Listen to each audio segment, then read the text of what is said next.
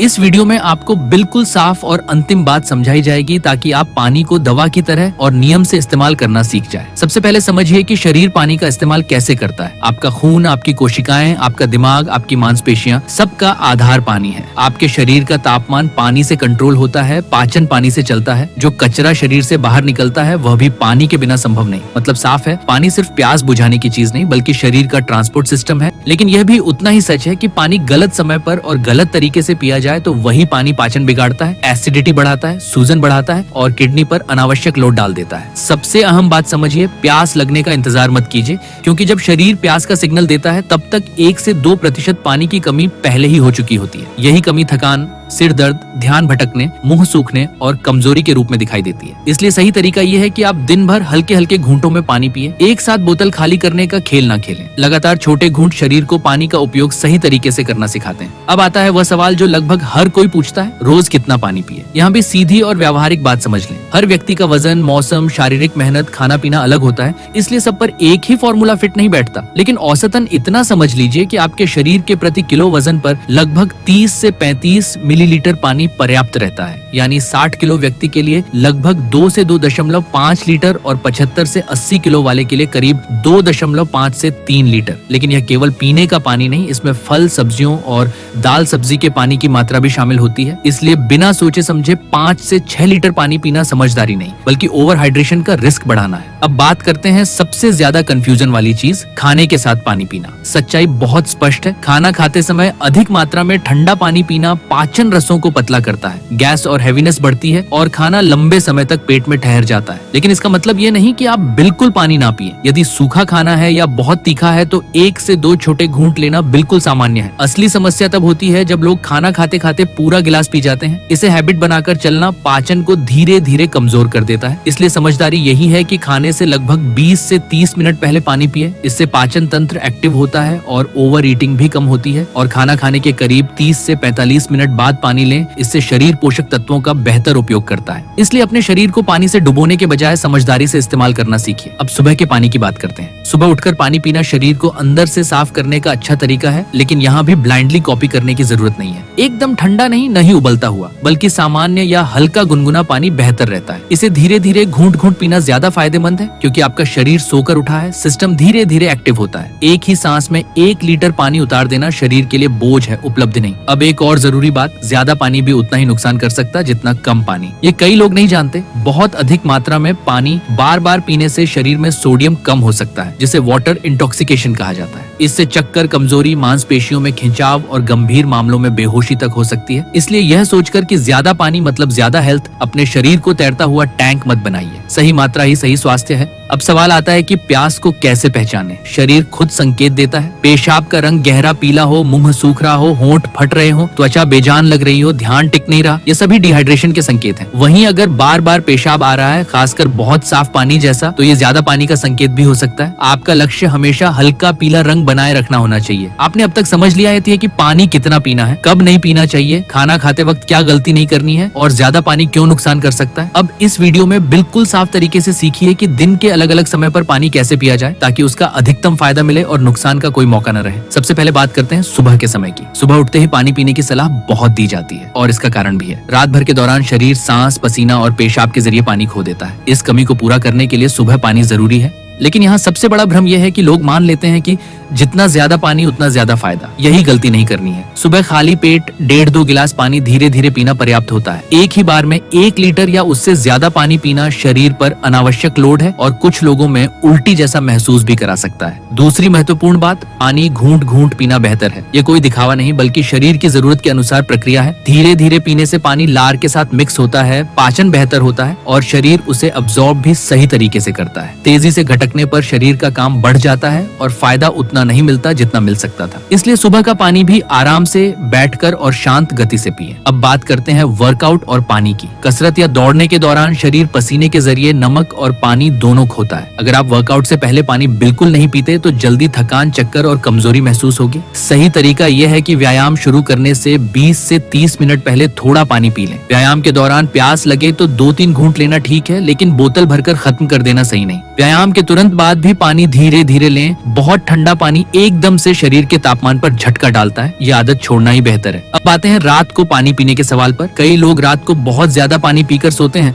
और फिर बार बार उठने पर नींद टूटती रहती है। ये नींद और दिमाग दोनों के लिए गलत है। रात में जरूरत से ज्यादा पानी किडनी पर बेवजह काम बढ़ा देता है, इसलिए सोने से ठीक पहले बहुत ज्यादा पानी पीने की आदत छोड़ दीजिए। अगर प्यास लगे तो 2-3 घूंट पर्याप्त है। डायबिटीज, प्रेगनेंसी या मेडिकल कंडीशन वाले लोग डॉक्टर से अलग सलाह लें, यह भी समझना जरूरी है। अब एक बड़ी गलतफहमी, ठंडा पानी या फिर गुनगुना पानी। सच्चाई सरल है, सामान्य तापमान का पानी शरीर के लिए सबसे आरामदायक होता है। बहुत ठंडा पानी कुछ समय के लिए सुकून देता है, लेकिन पाचन की प्रक्रिया को धीमा कर सकता है और कुछ लोगों में गले या छाती में असहजता बढ़ाता है। गुनगुना पानी उन लोगों के लिए अच्छा है जिन्हें पाचन संबंधी दिक्कतें हैं या जिन्हें बलगम, कफ या बार बार सूजन रहती है। लेकिन ये सोचना कि केवल गर्म पानी ही डिटॉक्स करता है, ये भी चापलूसी दावा है। शरीर में डिटॉक्स का असली काम लिवर और किडनी करते हैं, पानी केवल उन्हें सपोर्ट करता है। अब चाय, कॉफी और जूस पर आते हैं। बहुत लोग मान लेते हैं कि अगर वे चाय या जूस पी रहे हैं तो पानी की कमी पूरी हो रही है। साफ समझ लें, चाय और कॉफी में कैफीन होती है जो हल्का डायूरेटिक प्रभाव डालती है, यानी शरीर से पानी बाहर निकालने का काम बढ़ाती है। इसलिए इन्हें पानी का विकल्प नहीं माना जा सकता। Juice, soft drink, energy drink, इनमें शुगर अधिक होती है और ये पानी का विकल्प तो बिल्कुल नहीं है। शुद्ध पानी का स्थान केवल पानी ही ले सकता है। अब भोजन और पानी के संबंध को थोड़ा और स्पष्ट करते हैं। अगर आपका खाना बहुत मसालेदार, ज्यादा नमकीन या बहुत सूखा है तो कुछ घूंट पानी लेना जरूरी हो सकता है। ये पूरी तरह गलत नहीं है। गलत यह है कि लोग प्लेट के साथ बोतल भी खत्म कर देते हैं। इससे पेट के एसिड पतले हो जाते हैं और खाना टूटने में ज्यादा समय लगता है। परिणाम, गैस, भारीपन, एसिडिटी और भूख का असंतुलन। इसलिए नियम याद रखिए, खाना खाने से पहले थोड़ा, खाते समय बहुत कम और खाने के लगभग आधे घंटे बाद सामान्य मात्रा में पानी। अब एक जरूरी लेकिन अक्सर अनदेखी बात, पानी कैसे पिएं, खड़े होकर या बैठकर। वैज्ञानिक रूप से देखा जाए तो बैठकर आराम से पानी पीने से शरीर को उसे संभालने का ज्यादा समय मिलता है। खड़े होकर तेजी से गिलास खत्म करने से पानी तेजी से नीचे जाता है और कुछ लोगों में पेट और घुटनों पर असर की शिकायतें देखी गई हैं। इसलिए बैठकर धीरे धीरे पानी पीना शरीर के लिए सबसे संतुलित तरीका है। अब उस आदत पर आते हैं जो आजकल सबसे अधिक बढ़ गई है, हर समय बोतल लेकर घूमते रहना और कुछ न कुछ पीते रहना। इसे हेल्दी समझा जाता है, लेकिन यह शरीर के प्राकृतिक प्यास संकेत को दबा देता है। शरीर को सिखाइए कि कब पानी चाहिए और कब नहीं। बिना प्यास के जबरदस्ती लगातार पानी भरते रहने से किडनी पर काम बढ़ता है और खनिज संतुलन बिगड़ सकता है। ये बात बहुत कम लोग बताते हैं,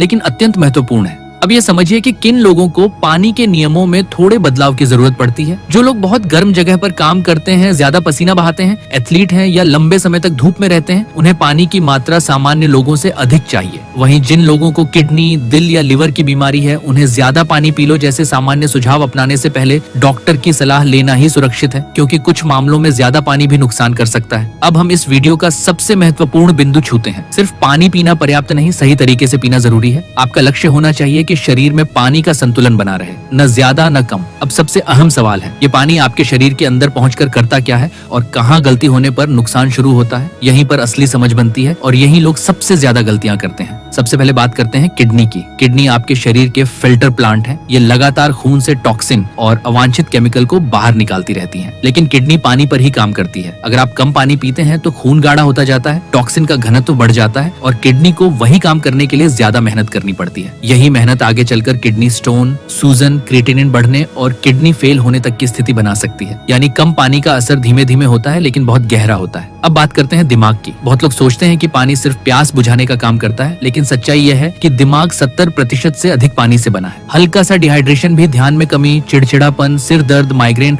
और फोकस की कमी का कारण बन सकता है। आप जब बिना वजह गुस्से में सुस्त या कंफ्यूज महसूस करते हैं तो कई बार कारण सिर्फ इतना होता है कि आपने कई घंटों से पानी ही नहीं पिया। यानी दिमाग का काम सुचारू रखने के लिए पानी कोई विकल्प नहीं, आधार है। अब त्वचा और ग्लो की बात करते हैं। स्किन के लिए लोग महंगी क्रीम बदलते हैं, लेकिन पानी की आदत नहीं बदलते। शरीर जब डिहाइड्रेट होता है तो स्किन सुस्त, सूखी और झुर्रियों वाली दिखनी शुरू हो जाती है। त्वचा की कोशिकाओं तक खून और पोषण पहुंचाने का माध्यम भी पानी ही है। अगर पानी की मात्रा संतुलित रहती है तो चेहरा स्वाभाविक रूप से साफ, ताजा और चमकदार लगता है, बिना किसी फालतू फैशन प्रोडक्ट के। यानी स्किन का असली सीरम पानी ही है। अब पाचन की ओर आते हैं। आपने वीडियो के शुरू में ही सीखा है कि खाने के साथ पानी कैसे लेना चाहिए। अब जानिए कि पानी पाचन तंत्र में असल में क्या करता है। खाना तोड़ने, पोषक तत्वों को घोलकर खून तक पहुंचाने और मल त्याग को आसान बनाने का अधिकतर काम पानी के बिना संभव ही नहीं है। पानी की कमी होने पर कब्ज, एसिडिटी, भारीपन, गैस और भूख में गड़बड़ी जैसे परिणाम सामान्य हैं। यही वजह है कि डॉक्टर कब्ज के लिए सबसे पहली सलाह फाइबर और पानी बढ़ाओ देते हैं। अब बात करते हैं वजन की। बहुत लोग सोचते हैं कि केवल डाइटिंग या जिम करने से वजन घटता है, जबकि वैज्ञानिक रूप से देखा जाए तो पर्याप्त पानी मेटाबॉलिज्म को तेज करता है। जब शरीर डिहाइड्रेट होता है तो वह फैट बर्न करने के बजाय ऊर्जा बचाने की मोड में चला जाता है और वजन घटने की प्रक्रिया